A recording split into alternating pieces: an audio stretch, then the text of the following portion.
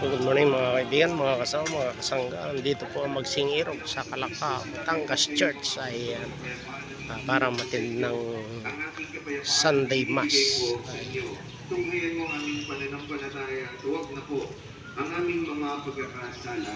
Pagkalooban mo kami ng kapayapaan at pagkakaisa ayon sa iyong kalooban kasama ng Espiritu Santo magpasawalang hanggan. Amen. Ang kapayapaan ng Panginoon naway lagi po sumainyo. At sumainyo.